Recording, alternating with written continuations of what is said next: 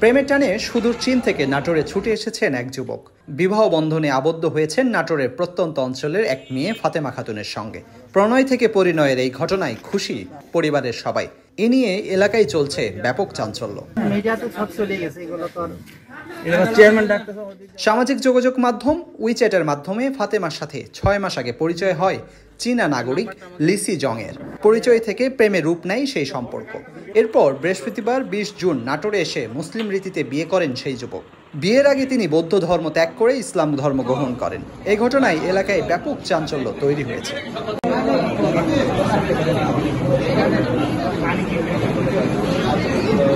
ফাতেমা নাটোরের সদর উপজেলায় লক্ষ্মীপুর খোলাবাড়ি ইউনিয়নের বড়বাড়িয়া গ্রামে আবু তাহেরের মেয়ে ও নবাব সিরাজউদ্দৌলা সরকারি কলেজের ইসলামী ইতিহাস বিভাগের 3য় বর্ষের ছাত্রী। উইচ্যাটের মাধ্যমে আমাদের সম্পর্কটা 6 মাসের।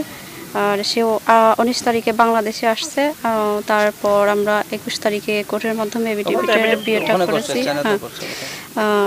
আমাদের পরবর্তী নেক্সট প্রিপারেশন আমরা উভয়ের ভিসা পাসপোর্টটা রেডি হলে আমরা দুজনে একসাথে চায়না ফিরে যাব। ফাতেমা খাতুন বলেন, আমাকে ভালোবেসে লিসি জাং বাংলাদেশে এসেছে। সে আমার জন্য তার নিজের ধর্ম ত্যাগ করেছে। সুখ দুঃখে আমরা একসঙ্গে থাকতে চাই। from China, Guangzhou. I come Balinese Nature to marry my girlfriend. I very glad today. I very glad to meet everyone. I nice to meet everybody. Yes, I love I love Balinese and love many people very excited. I very glad. Thank you. What are you doing? What are you doing? What's your profession? I'm a China doctor. China doctor. Yeah. Yeah.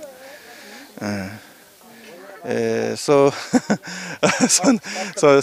report is okay. এই ঘটনায় পরিবারের সদস্য ও স্থানীয়দের মধ্যে উচ্ছ্বাস দেখা গেছে। তারা জানান, মেয়েটি শিক্ষিত, আগে থেকেই বিদেশি ভাষা শিখত। বিদেশ থেকে অনেকে এসে বাংলাদেশে বিয়ে করেছে। এই ঘটনায় বিভিন্ন এলাকায় ঘটলেও আমাদের এলাকায় প্রথম। এটা আমার জামাই, মেয়েকে বিয়ে দিছি। এতে বৃহস্পতিবারের দিবাগত রাত্রে আসছে, শুক্রবার, শনিবার, আজকে রবিবার।